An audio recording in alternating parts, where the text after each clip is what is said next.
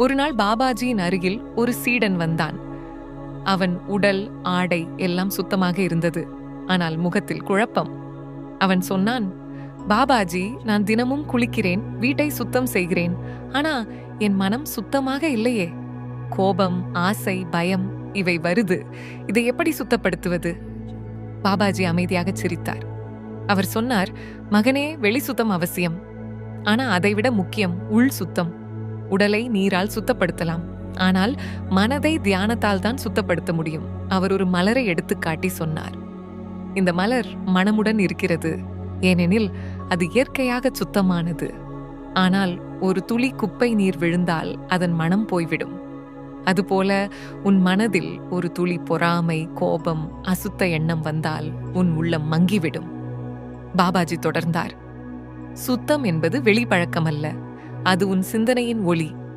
நீ ஒருவரை பற்றி நல்ல எண்ணம் கொண்டால் அதுவே சுத்தம்.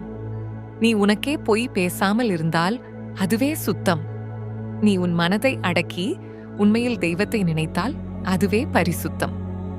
ஒரு சீடன் கேட்டான், பாபாஜி, மனம் சுத்தமாக வைத்துக் கொள்வது எப்படி?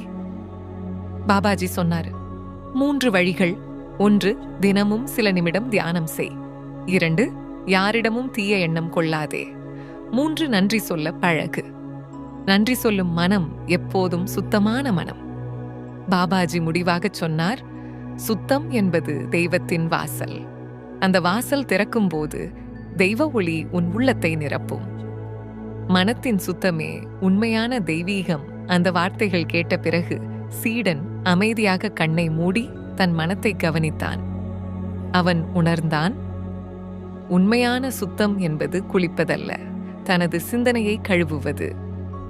ஜெய் ஓம் கிரியா பாபாஜி நமः.